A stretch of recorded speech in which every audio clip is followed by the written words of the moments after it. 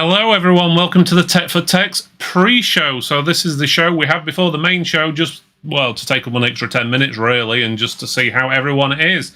So, right, guys, so we're just going to go around the room, see how everyone is. So, Ben, let's start with you first. How are you doing, and have you been busy today?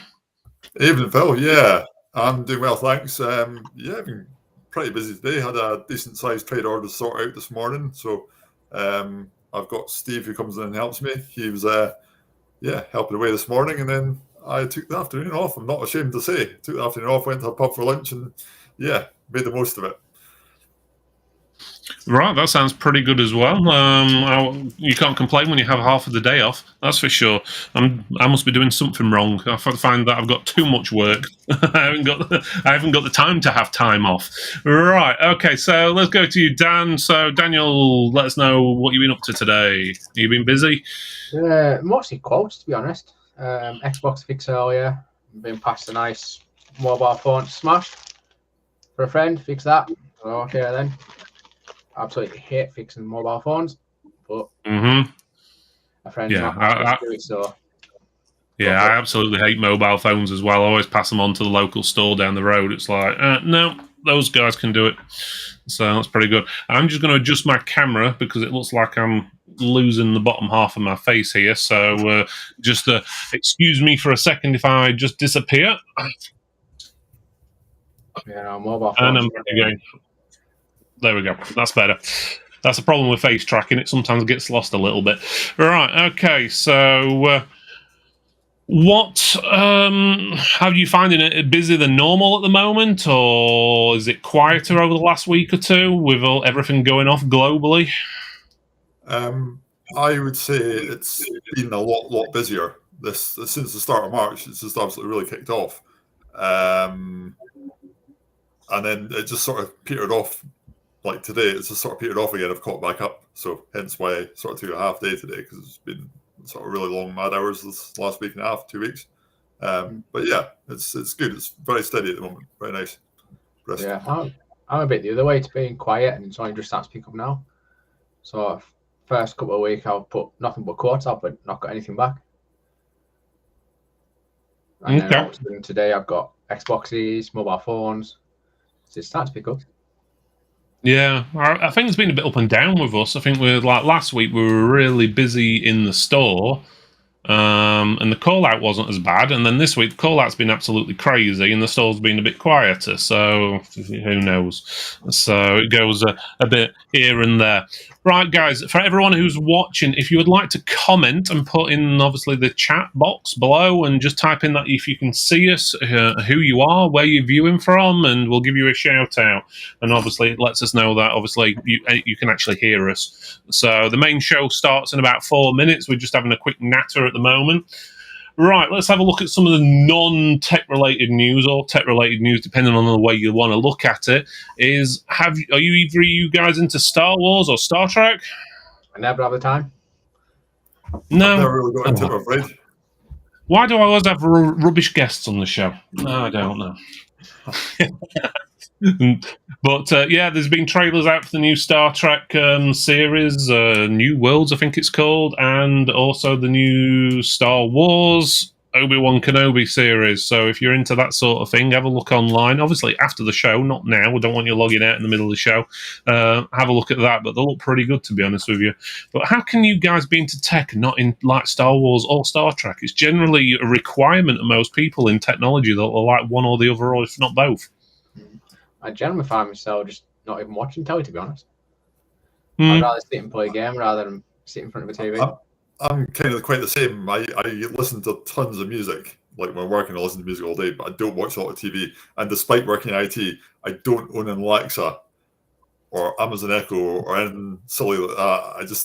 I quite like the non-IT lifestyle. And as you know, Phil, I love my vintage computers, which are very simple.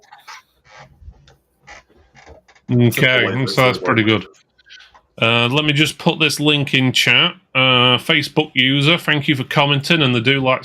I'm thinking mean Star Trek rather than Star Turk fan, but I don't know. But if you click on that chat, that link there in chat, you should be able to get your name shown on the screen. So, but Star Turk is definitely something will come up. It might be some Turkish version of Star Trek. You never know. Right, guys. So we've got a couple of minutes to go before the live show. Again, just shout out. So yes, Facebook user, I think this is the right comment section. I'm not sure exactly who this Facebook user is, but I don't know. Who do you think this Facebook user is? It's going to be someone taking the mickey. Let's have a think. Who's it going to be? Maybe. I have a feeling it's going to be Peter or Cormac. I'm going Peter. So Cormac. Peter Whitehouse. Pretty sure of it. Yeah. Anyway, let's start this 1 minute countdown, and then is it laugh out loud? So yeah, that's Peter. All caps. Yeah, definitely. Right. Okay. So let's start this 1 minute countdown, and then we'll go on to the main show. So let's have a look. I thought Peter was busy tonight anyway, and he couldn't come on the show because he was busy. He's changing on Facebook. Yeah. Right, no comment. Right, okay, so let's get on to that countdown then. It's around here somewhere. So here we go. 1 minute countdown now. You're watching Tech Talk in affiliation with Tech for Techs. We're a community that supports independent trade with the help of vendors and distributors. We're live every Thursday at 8 p.m. London time, and we'll be streaming to Facebook and YouTube, Twitter, and Twitch. You can listen to our podcast on Apple Podcast, Spotify, Amazon, Google, TuneIn, and many more. And now, the moment you've been waiting for, and your host, Philip Griffiths. Hello, everyone, and welcome to Tech for Tech Tech Talk. This is a show where we help your IT business grow. Today's episode is called On-Site, or Call Out, or Home Visit, or whatever you want to call it. It's where you go out of your office and go to someone's house or office or business and repair the computers. And we're going to be talking about that today. Today we've got Ben Ashcroft, and we've also got Daniel on as well. Ben, if you want to introduce yourself, let everyone know who you are, what you do, and if you've got a tip or story for us today. Yeah, good evening again, Phil. I'm Ben Ashcroft. I run Bugs and Bytes Computing in Lincoln, supplying refurbished laptops, PCs, desktops, and gaming computers as well to trade and end users. So tip of the day, I had a lot of issues this week with some HP ProBooks and even a Dell Latitude. I know some of you will be saying HP equals huge problem, but not always. Basically did clean installs of Windows on them, and Windows was going away and updating the drivers by itself, as it does sometimes. And one of the optional updates, it forced an optional update on for the webcam. I can't for the life of me remember what webcam driver it was. I do apologize, but I think it was maybe Chickeny or something like that. And when it forced this webcam driver on, even if you removed the driver, it would still not make the webcam work. The only way I found was to reinstall Windows from scratch again. It was really, really frustrating. So it's one to watch out for in the optional updates. I think the models that affected were a ProBook 450 G3 and a Dell Latitude E5570, which was very surprising because I've sold tons of those and never once had webcam issues. But it seems it's a new update that Windows is trying to force in the optional update section for the webcam. That's an interesting one. Could probably avoid it by... Oh, sorry, what was that, Daniel? That's like the BIOS one with HPs, where you've got forced recovery. Mm-hmm. Yeah. Would you be able to stop that one from happening by just disabling the Microsoft driver updates? I reckon if you disable driver updates, keep the Windows updates, but disable the drivers. Like I said, it was an optional one, so I think the first time it happened, I did it not knowing about the issue sort of thing. But yeah, it caused a load of havoc for like about half a day while I was trying to work out why are these cameras not working. I was changing the camera boards and then thinking, is it the screen cable's bad? Surely not. And it was stuff that had actually been QC'd already, so I knew the camera worked at one point. And then just sort of took it back to the software side and, like I say, reinstalled it fresh installed, the camera was working all of a sudden. Yeah, it doesn't surprise me, to be honest with you. I've seen similar things with wireless cards and stuff in the past, and it's probably something that you're probably not going to get an average person going to call you about the problem, because they won't be doing the optional updates. It's only when you go and do them yourself or something that you're going to have that issue. So yeah, totally agree there. So good point. So you next, Daniel. So Daniel, let us know who you are, what you do, and obviously any story tips you've got for us. Yeah, Dan's Tech. I'm up in Cumbria. Probably one I've got experienced recently. If you're repairing something, give it a bit of hell. Service an Xbox, because the fan was running hot. Customer took it away, started overheating again. Turned out previously somebody replaced the fan with a non-Microsoft fan, and it was moving next to nowhere. So I went out to the customer's house, fitted with a 1 hour remove from a faulty Xbox. Absolutely perfect. Left the kid playing away for half an hour, come back, great. Yeah, definitely a good point. Good point there. I'm going to say it's one thing we always do with all the machines we do. We generally run them for about 24 hours on a stress test, just in case, especially if we've replaced anything. It saves having issues down the line. Right, guys, if you want to... Oh, sorry, Daniel. It's difficult when a console's going to be running for 24 hours because they'll shut themselves down with no input. True, I suppose. Couldn't you like run a video or something on it, or loop it or something? Stress it very much. You've got to No.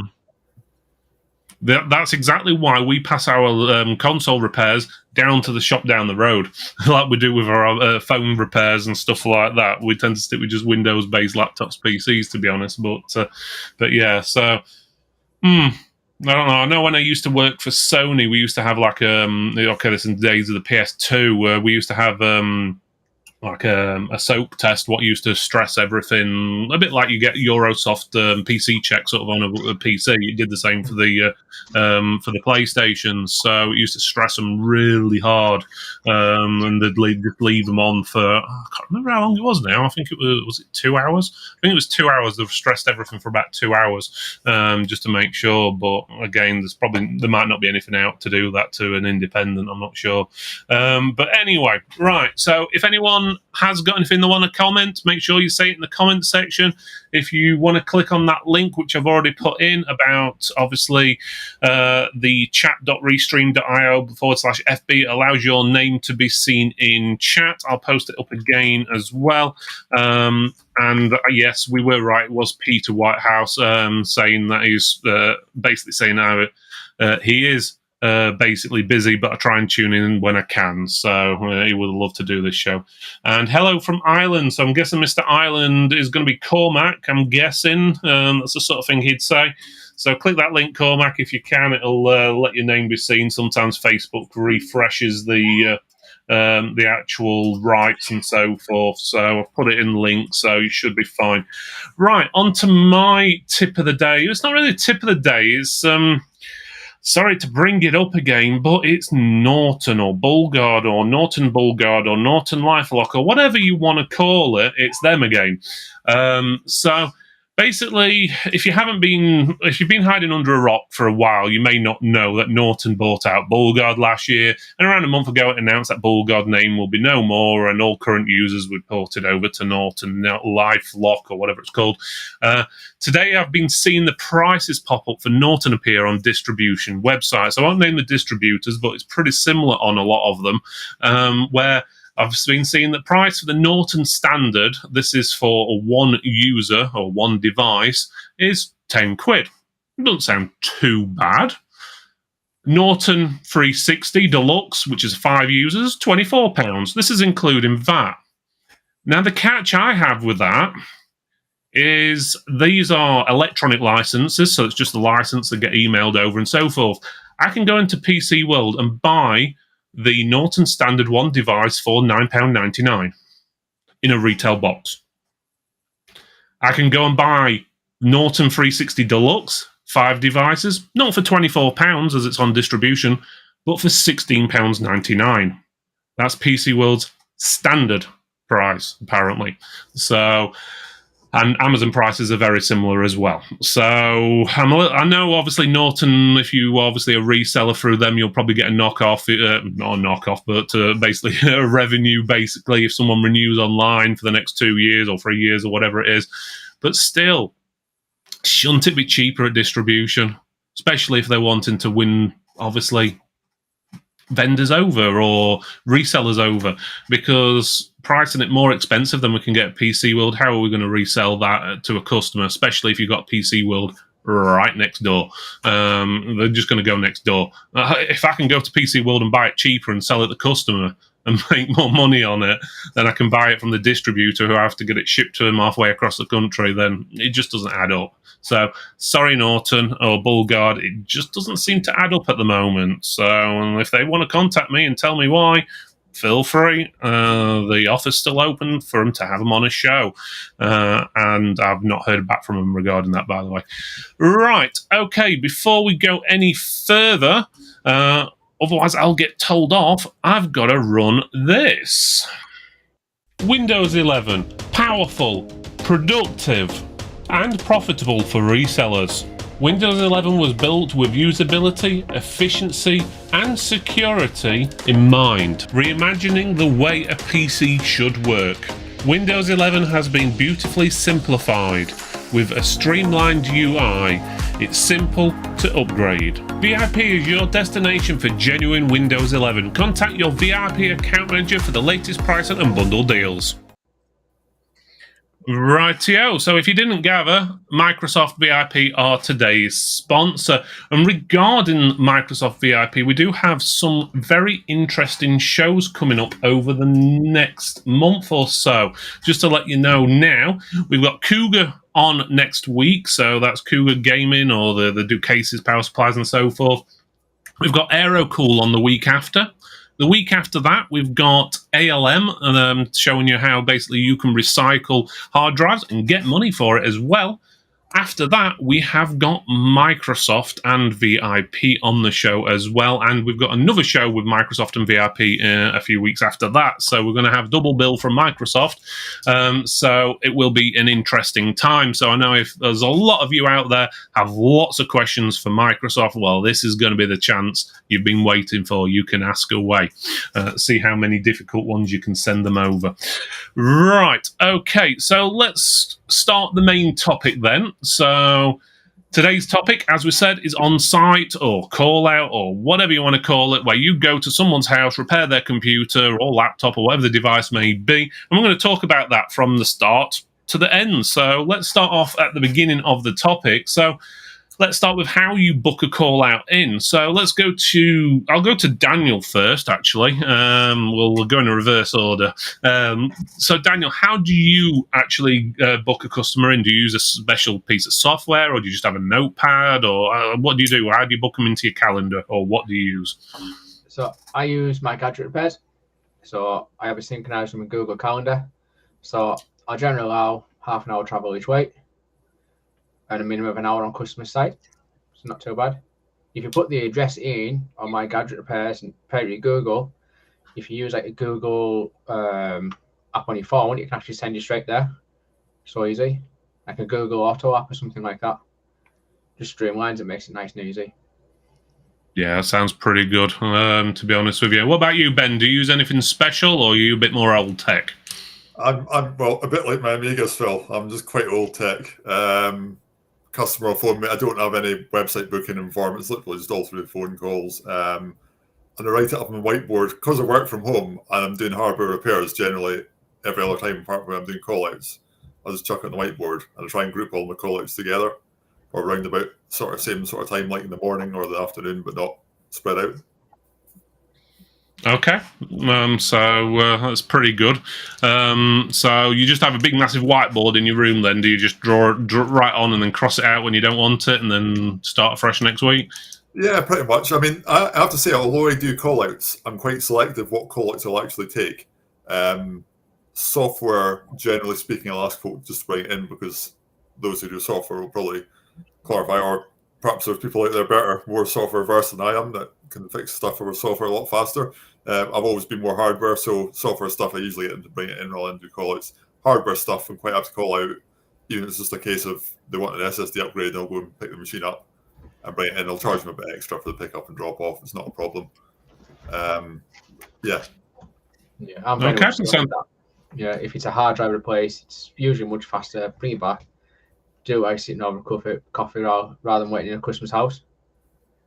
Yeah, I'm going to say if it's anything like that for us, it's very, very similar. We generally, if it's hardware-wise, we'll bring it back because there's no way you can really test it 100% at a customer's house, and especially if they've got data needs transferring. Okay, yeah, if it's a fast enough machine, you can potentially install Windows in less than 10 minutes if you're using a decent external SSD or something. But it has to be a decent machine, and you know what most customers have got. They've got the old HP crappy books, whatever they want to call them, and it takes about 2 hours just to do an install on them. But so yeah, it's always best to install that or do that from the actual workshop. Guys, it looks like Facebook's reset the permissions. I'm going to post the link again just so you can see it. If you click that link, it will let your name be shown in actual, obviously, in the chat. So guessing that's Robert, who's commenting from Inverness. He's usually a regular viewer.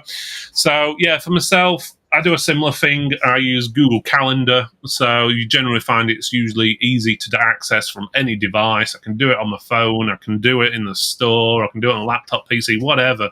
But I also use the program called AppToto, which is, let me get the correct spelling for this because I always end up getting it wrong, and I'll share it, but it's AppToto, so that's AppToto, which basically, put it on chat there so you can see it.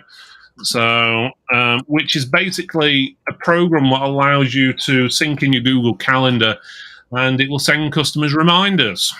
So you can basically automatically text them or call them with your voice and to give them a reminder that you've got an appointment coming up and so forth.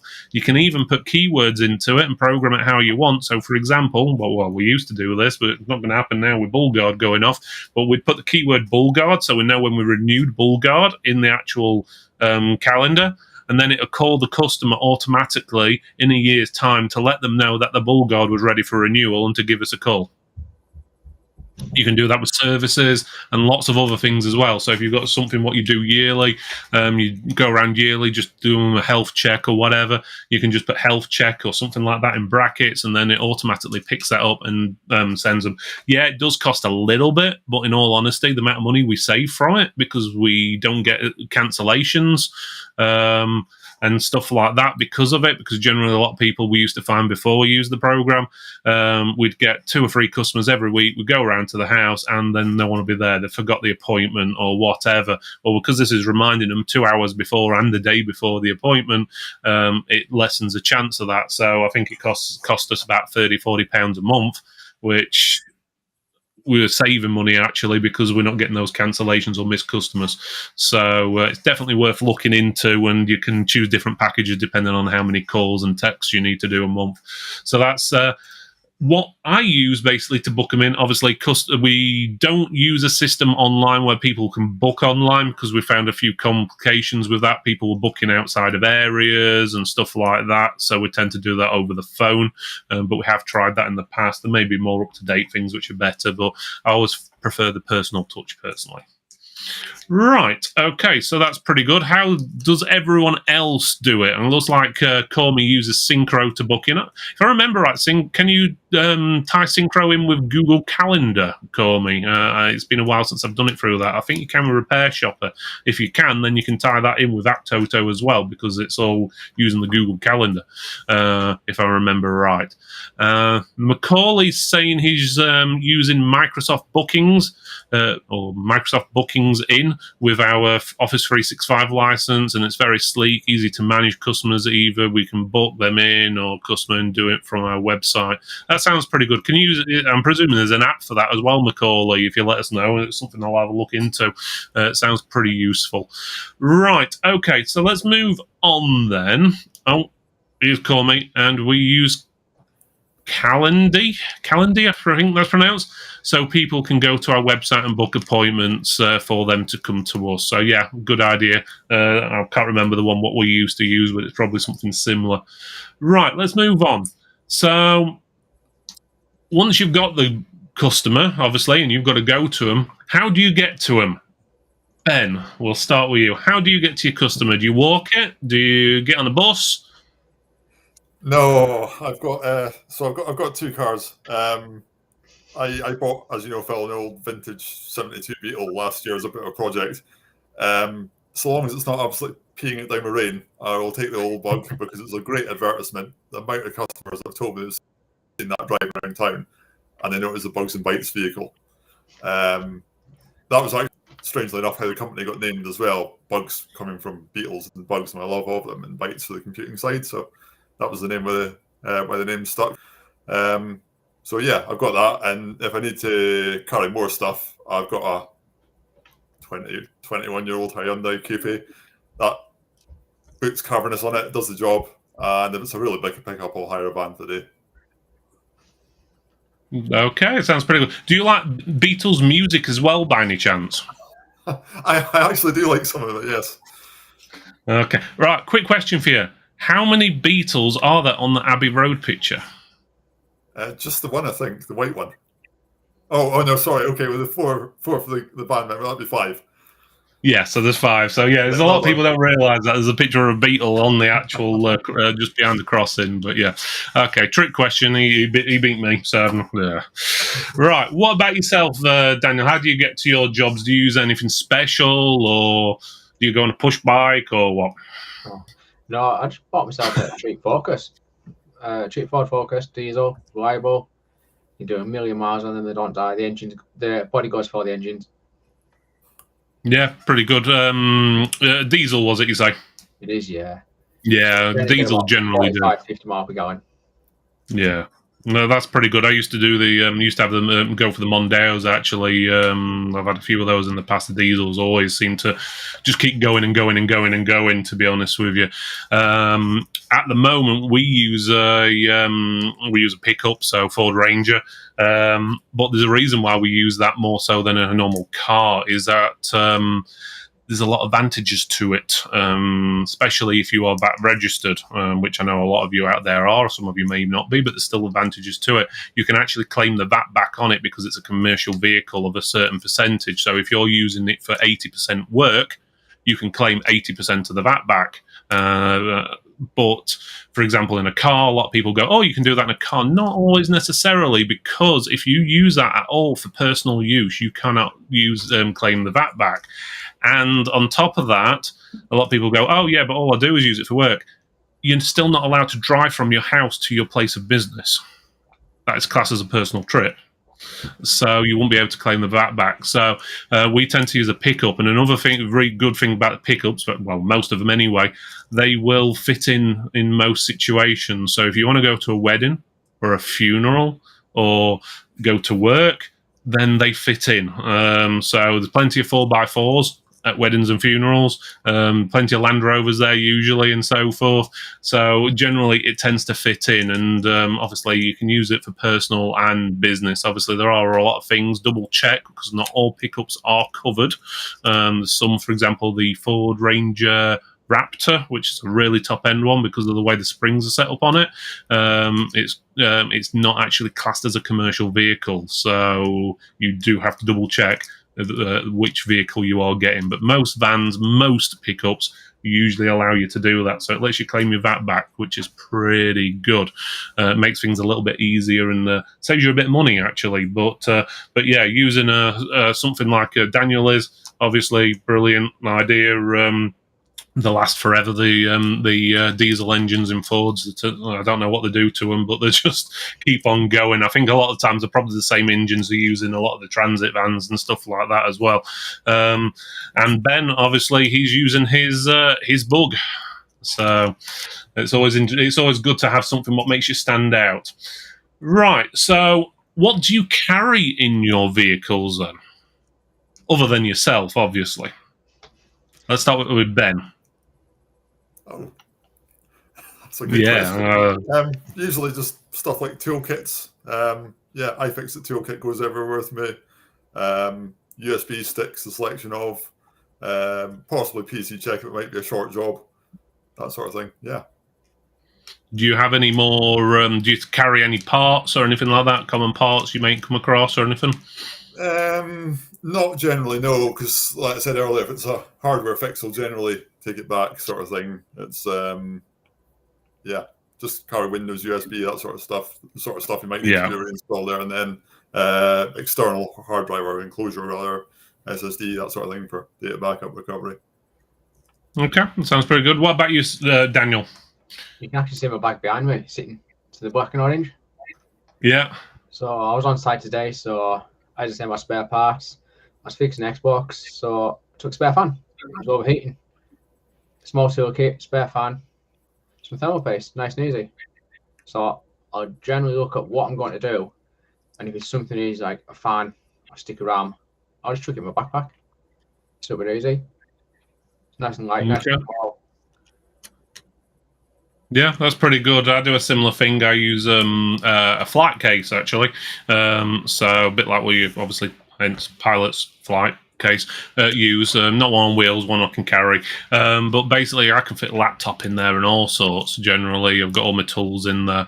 But I'll come to what exactly is in the bag in a few minutes. But in the actual truck as well, obviously, because I've got a pickup truck, I've got plenty of room to put stuff in. I usually carry power supplies. That's one of the biggest things what we usually go for. That is one hardware thing I will do on site, because it's literally, in most cases, 10-minute fix. Carry stuff like wireless cards. They're usually quite popular. Tend to find the go. Mesh systems as well. So setting up networking and stuff like that. So basic things you may need to get network coming up. Even I'm not a fan of them, but power line adapters do work in some situations as well. So, but yeah, I've generally got a good selection of power supplies, that's for sure, from your budget all the way up to usually around about 850 watts I'll carry with me. Anything what needs more than that, generally will go back to the workshop, because it's going to be a pretty special machine if it needs more than 850 watt power supply. So yeah, guys in chat, you're very quiet tonight. So what do you carry with you in your vehicles when you go out on site and so forth? I can see how many of you are watching, and there's a lot of you. So come on, let us know what do you carry in your car. Do you have anything special you drive around in to stand out? Do you have any special signage on your vehicle? Even do you guys use signage on your car, Ben and Daniel? Do you have any sort of signage on your vehicle at all? No, just a plain old Focus. Try and blend in a bit. It's less chances of somebody targeting you to get broken into as well. I don't have any at the moment, but I'm thinking of maybe getting stick-on stuff for the bug. It's due a repaint at some point, so if I get repainted, it's not getting anything on it. But at the moment, I'm thinking of maybe getting a stick-on. Yeah. Generally, when we had the Mondeos, we did basically we stopped, because most people thought we were a taxi when we were pulling up outside people's houses, which wasn't very good, to be honest with you. The only comments we got, "Oh, you're a taxi?" And no. So once we got the truck, stopped doing that. Because obviously we use the truck for personal and business, so we don't want to go into a wedding advertising computer repairs, and plus I don't want people going on holiday and people be knocking on the window and, "Will you fix my laptop?" Or anything daft like that. So yeah, but one thing to bear in mind is if you are putting any kit on your van or truck or car or whatever, signage, make sure you let your insurance company know, because if you're advertising that you've got goods in your vehicle, and they will charge you a little bit more. So that's pretty good. Someone's messaged me on Messenger. Sorry, guys, I ain't got time to look at the Messenger at the moment. But obviously, I'm doing the live show, so if you've got any issues, I'll sort it out afterwards. Right, so yeah, logos and signs. Obviously, we did have obviously the Tech for Tech Awards a few months ago, and there were some quite attractive looking vehicles out there, to be honest with you. So yeah, definitely something to do if you do it right and you ain't got a Mondeo, because the last thing you want to do is be known as a taxi driver, unless you are a taxi driver. Nothing against taxi drivers, but when you're repairing computers, you don't really want to know as one.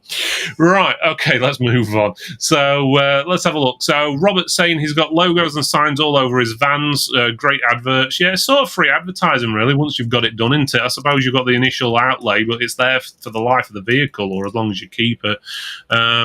We also got Facebook user saying we do fully kitted kitted out van repair as well. Can't get my words right. Robert saying main van carries a serious quantity of items to cover all events. Yeah, so you make sure your insurance covers all that sort of thing, Robert. I'm pretty sure it does. Facebook user says my car is sign written. I prefer a state. You can fit more in. Yeah, state cars always good for size. Plenty of room inside them. Must agree there. Right, so we've got to the customer's house. Okay, what do you do next? Do you just walk straight in? Do you knock on the door? Do you ring them first? Do you even call them to let them know you're on your way? Let's go to you first, Dan. I'll generally ring them when I'm away. So if it's a long distance off, I'll ring them 10 minutes before, knock on the door, introduce myself, just go from there. I'll generally get the customers to try and replicate the fault first before I even touch the machine. Because I've had it once or twice where a customer says, it won't turn on, get there, so just show me, and it turns on. Yeah, a couple of times. I've had that quite often over the years. I had one. What was it? Yesterday, it was like, oh yeah, well, none of the icons are coming on and whatever. And I was like, okay, have you tried turning it off? I go, yeah, I've done all that, blah blah blah, and go around and it starts up and everything comes on as normal. Yep. And you're thinking, and then I had another one today. Can't see the icons. That's because they put the laptop to sleep, and when they put it to sleep, they left File Explorer open. They didn't think of closing File Explorer when they opened the laptop back up. Yeah, we do get a few strange ones now and again, but yeah, so all they needed to do was close File Explorer. But yeah, so luckily that one I did do remotely. They did manage to figure out how to use TeamViewer, which is good. So, right, so let's have a look. Facebook user, again, guys, if you're posting in the Facebook group, I'm going to put the link in again, or I would put it in again if it would show. 1 second. So you can click on that, will allow your name to actually be shown. At the moment, the link's not wanting to pop up, so I'll do that in a few minutes. I'll figure it out. But guys, there is a link in the chat. If you click on that, it'll allow your name to be shown. So, but Facebook users saying, I carry a range of components, PSUs, RAM, SS. Yeah, we do carry a bit of RAM as well, just for full checking usually. SSDs, not so much. Wi-Fi stuff, yeah, mesh. Take a laptop or two just in case of a sale. Yeah, it's always good stuff there. If you've got the room and you're able to and your insurance covers you, why not? If you're good at sales on site, well, hey, why not? Generally, if I know a customer's going to be into that sort of thing, wanting a laptop, I'd usually take one with me. Nice link, Richard. Not sure what it's for, but the one what Daniel's posted is the correct one. He's missed it a .io off the end, so let me... For some reason, the chat isn't coming up for me for some reason. So, typical Facebook is a pain sometimes. It's the typical thing. Here we go. Let me do it. See if I do it. No, it's not wanting to do it at the moment. It's just showing me 3 comments on there. If the things would be normal sometimes. Right, let's move on to the chat, and I'll try and sort that out in a few seconds. So... Once you get to a customer, do you offer to take your shoes off or anything like that? It's always a question to ask. You can generally tell when you get to the property. You walk in, open the door. It's a nice bright white carpet. You don't want to be walking in with boots on. There we go. Thank you, Daniel, for reposting the correct one. So that'll be fine. So no problem, Richard, and evening, Stephen.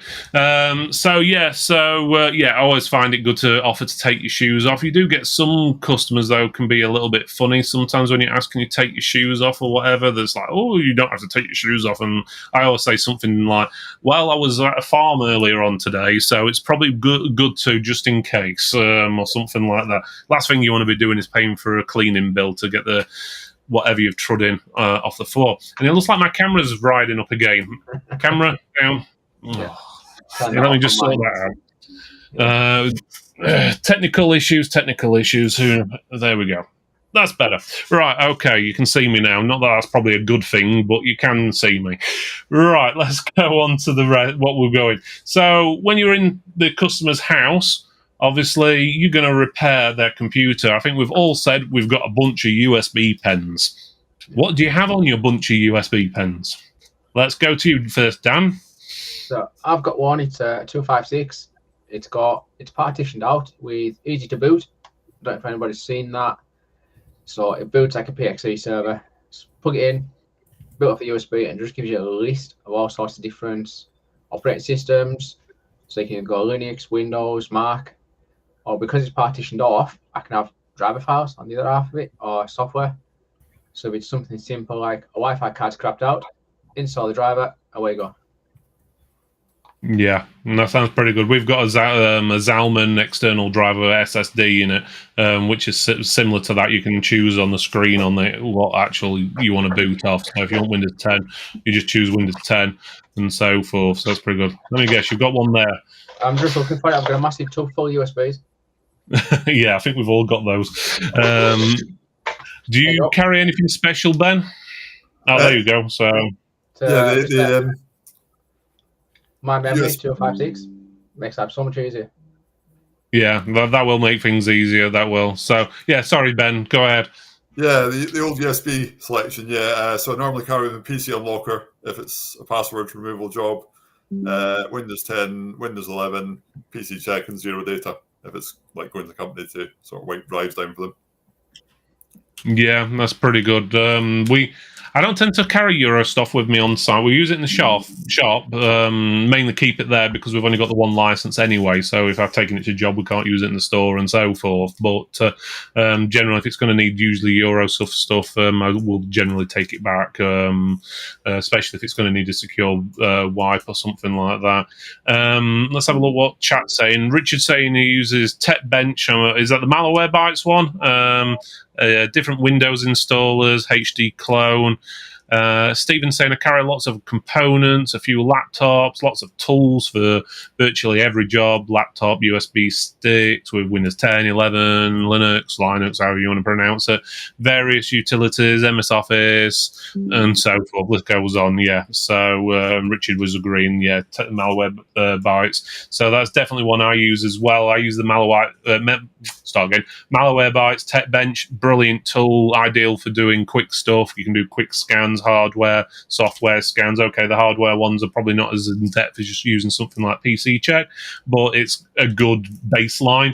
You can find at least where you go in a lot of the times on there, and you can add other tools in with it. Another one I carry is Wsus Offline. Do either of you guys use that one? I know it. Daniel, yeah. Yeah, so that's WSUS Offline, guys. So that's basically all the Windows updates, Microsoft Office, all in one package, basically. So you can just put a pen in a machine and basically tell it go. It does every single update for you, all in one go. So and you can basically set it up to have all the different versions in the one pack. So you can have like Windows 10, 8, 11, and Office. I can't remember how far back it goes, but probably 2011 and so forth and forwards. So that's handy. It does take up a lot of room. Yeah. First time you use it, obviously set it up.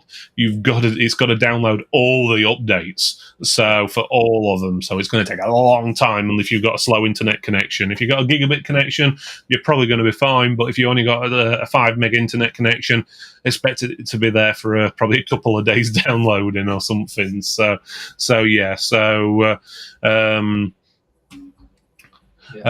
Richard's saying I used it too, but it had been held back by the developer. I've not had any issues with it. Is it still? Are they having issues or something with it at the moment? Or it's all right for me.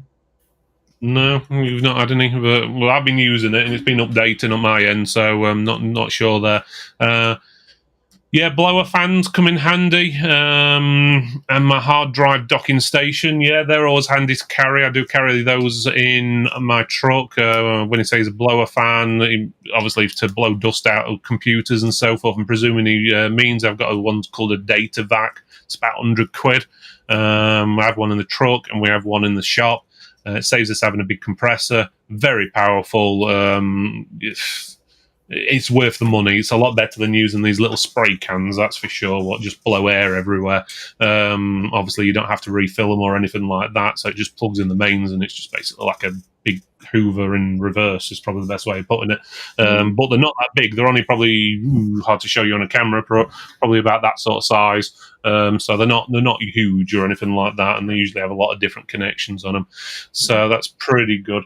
So on top of that, you have USB pens with Windows 10, 11, Office setup files, classic Windows games from Windows 7. You'd be surprised how many elderly customers want the old Solitaire or the old Spider or whatever it may be. I've got those on a pen, and I basically put the installation file on the machine, because sometimes the Windows features updates knock them back off again. So I'll just show them, right, if they disappear, just double click that icon, press install, and I'll put them back on again for you. Some people just like the old stuff, and that's all they use the computer for. I must have a good handful of customers who just spend buy a new computer every 3 or 4 years so they can play Solitaire, and you think I'm joking, I'm not. So otherwise, I carry Word documents, so just in case I need it, like invoices, agreements for setting up maintenance contracts or anything like that on the memory stick. I do have them on paper as well in my flight bag, just in case. And the other things we have, which is the most common tool I probably use, or one of the most, is Fab's Auto Backup. That's the easiest way of transferring data across. Okay, it won't like clone, but it'll copy like user profiles and stuff like that with ease. You can transfer it directly from one machine to another, depending on how you've got it set up, or you can transfer it onto a memory stick, external hard drive, and then copy it over, or use a docking station and use a drive from one to another. So it's very good, and that's Fab's Auto Backup. Are there any other tools, you guys in chat, what you like to use when you're repairing machines, scanning, or anything along that lines? Let us know. What was that, Ben? I have to say, if I'm doing the cloning, and it's an on-site clone, it's going to be a fairly quick clone. I'll take my laptop with me. I've quite taken to Macrim. I've started using Macrim just the last couple of months. Really, really, really simple, really straightforward. Great bit of software, I have to say. Okay. I don't. Usually we use a Cronus if we're doing cloning, but it's rare we do cloning, to be honest with you. We tend to do more a data transfer. I prefer a direct transfer, but you always get those customers, oh, we can't lose anything. This piece of software we've had for 20 years, and we're not buying the new version because it's going to cost another £30. And I'm like, yeah, it's costing you more than 30 quid for us to come out. You might as well. So get the new version, but you will get a lot of those. So Stephen's saying plenty of plastic sponges as well. So thermal paste is another thing we carry. If you know the window door glazes, find these little things. Window and door packers. They're made the same sort of stuff. Yeah, much cheaper. You can buy a massive box of them for about a tenner. That's pretty good. Well, I always keep about 50 pence each. I always keep a pile of spare old like store cards and stuff like that. To be honest, on one side, just in case I can't find any. They always seem to do the job. But Peter's saying USB to SATA bridges. So yeah, a bit like using a docking station in a way. USB to NVMe bridges as well. Yeah, that's always a good thing to carry. Saying that, I've even got one on my desk here. So that's an Akasa one. We actually reviewed that a little while ago, but it's USB-C on one side, USB-A on the other side. So depending on how you want to connect it up, you can go either way, and you can just stick in your SSD you want and inside there. And as you can see there, we've got WD Black in that one at the moment. So it's quite a handy tool. So you can put whatever on there, use it for backup or transferring, or obviously cloning from one to another. So yeah, good one there, Peter. Anything else anyone can think of what you carry with you or may need to carry with you? Especially for anyone who's new into doing call-outs. Is there anything you can think what they may need to include? Can you think of anything, Ben or Dan? Yeah. Probably a good universal charger for a laptop. Yeah, laptop universal charger, decent one, high wattage one or whatever with lots of different tips. Yeah, I must admit I've got about 3 different ones because there's always that laptop that just doesn't have the tip for the other one or whatever. It's always a pain. It's a good thing. Yeah. Head torch. Oh, sorry, what was that, Ben? Lenovo's with the rectangular tip are an absolute nightmare. Oh, Yeah, yes. I've had plenty of customers mistaking those for USB sockets before. Yeah. I use why the power cable won't fit in the USB socket, or why they can't fit a USB in the power socket. I've had plenty of those. Yeah, it is a poor design. And HP did one with a really long neck on it, where normally they're usually probably about that long, the neck, and they made it like that long. It was like double neck. It was like nothing would fit inside them when they first came out, and it was like, nightmare. But Stephen's saying head torch. Yeah, that's pretty good. Or you could use like something like on your mobile phone, like your iPhone or something. You can get obviously the torch on there. A lot of people, if you have got an iPhone, just to let you know, you can actually set it up in the settings. So if you tap the back of it 3 times, the light actually comes on without having to go into the settings and so forth just to turn the light on. So just tap the back. You can actually set it up to do different things. I've actually disabled that because I will actually put it in my pocket, and my pocket somehow knocks it, and it's suddenly the light turns on in the middle of me doing something like driving or something daft like that. So, but it is an option there. So, Richard Creedy says having an ADSL tester, but it isn't a VDSL compatible. Oh, I've got one. I can't remember the last time I needed to use it though. So don't get many on-site internet issues these days, to be honest with you, unless it's an issue with the PC or whatever. The routers seem to be better, and a lot of the main sockets seem to be better these days, especially now that people aren't using as many of the filters around the house because they're built into the sockets. But I might be wrong. It might just be around here. But yeah, it's been a while since we've used one of those. Scorpion's saying, I need some suggestions for plastic prying tools, sponges type tool for opening laptops, links if possible. There you go, Daniel. Get posting your links for your sponger tool or whatever it was called. I'll do it on my phone right now. I'll put it on, find them on eBay. They're nice and cheap. They're about £10 for a box full of them. Right, there you go. So get in touch with Daniel, or Daniel will stick a link on eBay or whatever, and you can pick them up pretty cheap. So they look pretty good, actually. So hopefully that answers your question, Scorpion. Right, okay. So, okay, iFixit have good stuff for that as well. So yeah, I must admit, iFixit stuff are good. Okay, George is saying, what do you guys use for portable Wi-Fi routers?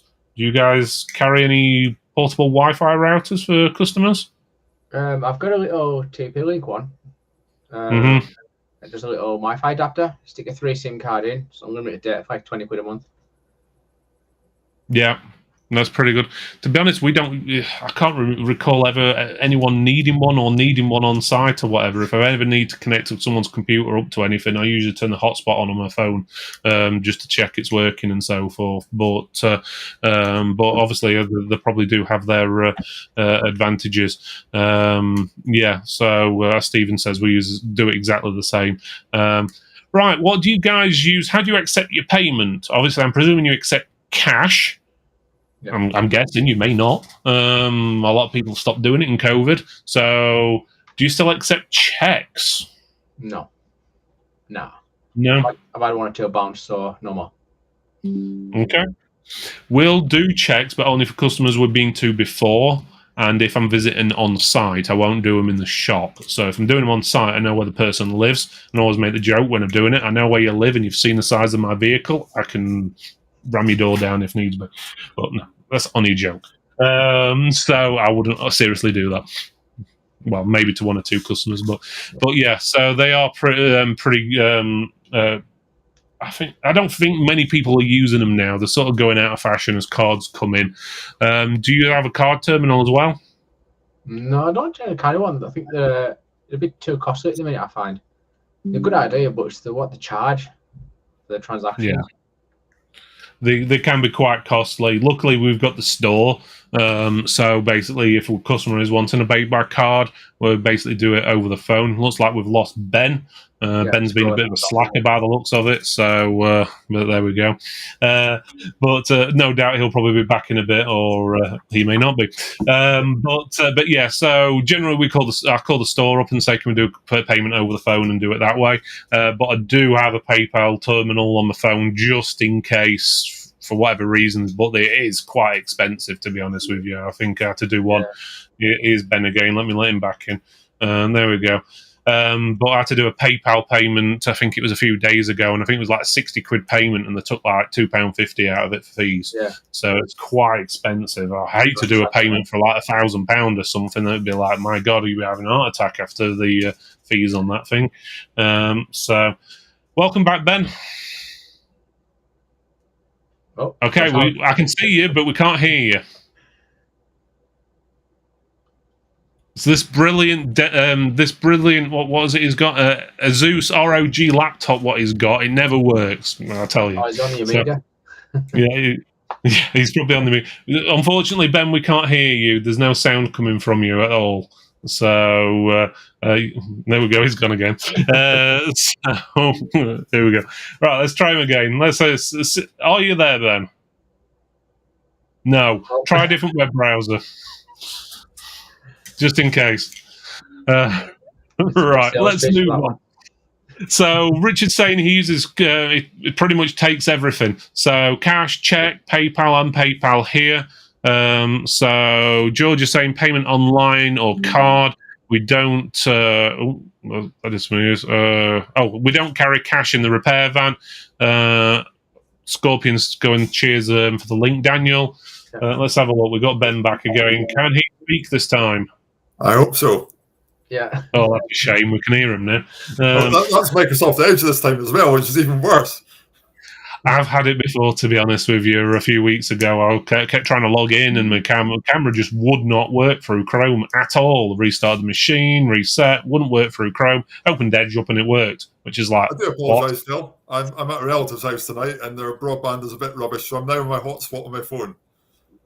No problem. Actually, you look better on your phone. Well, better than you did before. Let's just put it that way. Laptops are great. You're not as blurry as you were, so that's a bit better. So right, okay, let's have a look. Look at the chat. I missed a lot of that with Ben going back and forth. So let's find it. Apparently, Stephen texted Goats as payment. What was that? Sorry, Goats. Stephen texted Goats as payment. Okay. I'm just gutted, Phil. As a Scottish person, I miss talking about money. Well, that's it. So that's definitely an interesting. We do get some weird comments sometimes, don't we? Let's have a look. So yeah, Richard was saying cash, check, PayPal. Richard Creedy says £30 pounds it was for a £1,200 machine. And that's using PayPal, I think it is. So that's quite a big fee. That is. I don't know how they manage to. Well, they do it. People use it. So, but yeah, I use it as an emergency only because of the fees on it. Yeah, Cormy says, tell Ben to turn it off and on again. Unfortunately, Cormy, we've been trying to turn Ben off for a few years and it just didn't work. I'm good with your short people to help. There we go. Peter's saying we use Square up to about £200. Anything larger, and we'll ring back to the store and put it through on the main card terminal. Also accept cash, not real reason to take checks, as the guarantee cards will be a debt card anyway. Yeah, true. A lot of time, Peter. It's I must admit I can't remember the last time I had check, and it's very rare now. Probably only get one every 3 months or so, I think. You always get that old person who doesn't use anything but a check. So, and we've got the Goats comment. Yeah, Richard Creed is no guarantee cards now, apparently. And Peter's saying that's why we don't take them anymore. So there we go. So, right, we're getting close to the end of the show, guys. Have you got any thoughts or anything else you would like to add in? That goes for the guys in the chat, and that also goes for Dan and Ben as well. Do you guys have anything else you would like to add? Especially if you're on site and doing something, always get the customer to stand with you and show them it's working before you leave. Mm-hmm. Yes. If you're going back and look like a right tool. Yeah, exactly. Because they most of the time don't know how to do it, or something simple. You've done it how it should be done, and they're expecting it a different way or something. Yeah, I had a similar call like that earlier on. Luckily, I was able to remote in and do it. But all it was like a shortcut on a desktop. It was in the wrong location. So it's like, but yeah, well, we're there. They pay money. But yes, it's one of those things. What about yourself, Ben? Do you have anything else you want to add to the conversation? So I used to shy away from call-outs because more often than not, you get software stuff and being a hardware guy. But I do more of them now than I used to. It's probably because I've been running the business a few years now, and you've got people who, if you can't fix it on site, you can sort of do screen sharing and sort it out with them there and then if you need to. But other good reason to not shy away from doing call-outs, guys. Call-outs can be very lucrative. For instance, I went to sort an audio issue out on someone's computer once. When I got there, it's this ancient old Windows 7 machine. And I said, well, look, I've sorted your audio issue out, but you really want to upgrade your machine. Windows 7's out of support now. Ended up buying a brand new machine for £1,100 off me. So sometimes these little jobs that you think aren't worth going to can actually be really worthwhile. Yeah, very true there. I'm going to say, when you're in people's houses, you've sort of done half of the sale already because they're trusting you to come into their house. So if they're trusting you to come into their house, they're going to more than likely trust the advice you give you. Don't get me wrong, you'll always get that odd one person, and they're usually very odd. But generally, they will trust what you're going to do, especially if you've been there 2 or 3 times. I know we're doing call-outs. I've been doing call-outs now, since 2005, so 17 years. So quite a while, and you tend to build up a sort of what's the best way of putting it? You get to know them and the whole family, so they tend to recommend you to the sons, the daughters, and then you see the grandkids growing up and all this, that, and the other. And there's like some families what I deal with, I must see like about 9 or 10 different people within the whole family unit sort of thing, and generally it builds up your reputation, and obviously in one trusts you, the others tend to trust you as well. So I do find that's pretty good. Let me just quickly go through chat before we finish up. So we've got quite a few. Okay, vom.red. I don't know what that's a link to, but it don't sound very good to me. So that's going. So a few people saying late to the party. No problem, Kunal. William saying thank you, Ben, for basically stepping in. Yeah, if you didn't realise, guys, William was supposed to be on the show tonight. There was pictures of him all over the banner, but unfortunately, I think he had emergency work to do or something like that. I can't remember what it was. He did say, and Ben stepped in at the last minute, so thank you, Ben, for stepping in. Stephen's saying, let's have a look. You can pay checks into the Barclays mobile banking app. Just take a photo of the check. Handy because it's hard to actually find a bank branch in many places. Yeah, must admit, there's not many banks around these days. We're actually lucky that we've got a post office at the top of our road from the store. So literally 2-minute walk, and we've got a post office. We can pay money in there, and that's for NatWest. We've got one for Daniel. Check out Sum Up. As a card reader, the fees are really low. Always tell customers I prefer cash, but sometimes do prefer to pay via card. That's good. We've also got... that's Daniel. Daniel, stop replying to your own comments. So here we go. Let's have a look. Yes, up to 500 sterling, and others have it as well. So that's good. So... let's have a look. We've got, got to shoot. A good show. Yeah, no problem, Stephen. Thanks for being on. Got to pick up his daughter from work. Okay, there we go. And most banking apps now accept check via taking pictures of bank. I've never really checked to see if I can do that. Cannot do that through my app with NatWest. I'll have to have a look into it, to be honest with you. I've always found it that convenient that there's a post office at the top of the road. I just take it in there, to be honest with you. Right, guys, we're pretty much at the end of the show. There's one thing what hasn't been mentioned, which I think should mention, is obviously if you have done a job at a customer's house, what should you do when you're finished? Obviously, other than getting money off them and running out the door. You need to basically... What's that, Daniel? Ask if there's anything else I can help them with. Sorry, you both spoke again at the same time. So, Daniel... Just ask if there's anything else to help them with. Quite often you say... is there anything else to help you with? And say, well, hold on, well, laptop's pretty slow as well. Can you sort that? Yeah. Or they could turn around and say, Well, actually, I've got some stuff what needs putting in the loft.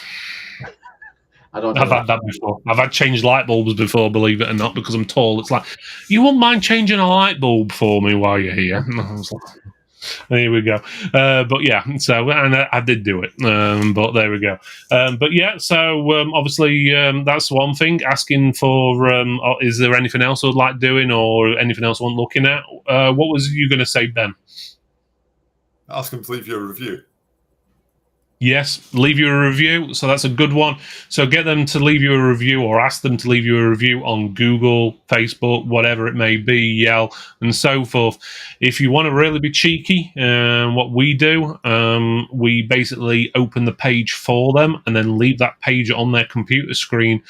So basically when they come back to their computer, it basically says, do you want to leave us a review? And then they can basically write it there. Obviously say to them, don't mind, if you wouldn't mind, leave us a review. If you've got any problems, just give us a call, blah, blah, blah, blah. But yeah, that's a good way of getting reviews, to be honest with you. So that's a good one. I must admit, Richard, I've had that one as well. Do you know about TVs as well? So yeah, I've definitely had that one. I've even had radios and transistor radios and stuff, ask questions before, and I'm like, and they're like, yeah, but it's electronics. And it's like, yeah, but no. And we've even had people come in the store and saying, would you mind soldering our, what was it now, curling iron or something like that or whatever, or the hair dryers and stuff like that. So, yeah, it's electronics, but we're not doing that. I had a good one last week, actually, Phil. Someone asked me to look at an electronic chainsaw for them. Wow. Did you look at it though? No. It's got a motherboard, electronics inside it. You must know what you're doing, right? No, I haven't got a clue. That's it. You get that. Right, so I think that's pretty much it. One thing I would advise you do leave, when you do leave, the customers have, is either a business card or what we find better is a sticker. Stick it on the side of the machine, under the laptop, leave them a business card as well. That way your number is there, because business cards are easy to lose. So people stack them up and then chuck them in the bin or whatever. If it's stuck on the machine, especially underneath or something like that, then they can easily find it. Under the keyboard, usually best, or on the side of the tower. Right, guys, so that's pretty much for today. We do have some live shows coming up. I did say before, and I'm just going to grab up my list again. So next week we've got Cougar on the show. The week after we've got Aerocool. The week after that we've got ALM Wholesale, showing you how you can actually not resell, but send them hard drives and you get money for it. And they do all the special data protection stuff for you and everything. Sorry, I don't have the full names for everything there. We're still setting it up. But we've also got Microsoft on the week after as well as VIP. And we've also got Aruba with Target on in a few weeks' time as well. And another show with Microsoft as well. So we've got quite a full show lineup over the next couple of months. So make sure you tune in every Thursday, 8 p.m. every week. We're here, unless there's an emergency. We'll still be here probably anyway, one way or another. So I'd just like to say thank you to Dan. And I'd also like to say special thank you for Ben for stepping in at last minute. I know he's not very good with topics sometimes, Ben. It takes him a little while to think about what he's going to have to say. So he's had to do a lot of thinking for tonight, haven't you? So at last minute. No, I'm kidding. But yeah, you've done a good job tonight, Ben. Thank you for stepping in. And Daniel, as always, thank you as well. So, right, guys, we'll see you next week. Thanks again. And this show was brought to you by Microsoft and VIP. So make sure you check out Microsoft and VIP's website. So we'll see you all next week, 8 p.m. for the Cougar show. And that's Cougar, not the animal, not the woman, the actual case, okay? And power supplies and water coolers and stuff. Right, guys, see you next time.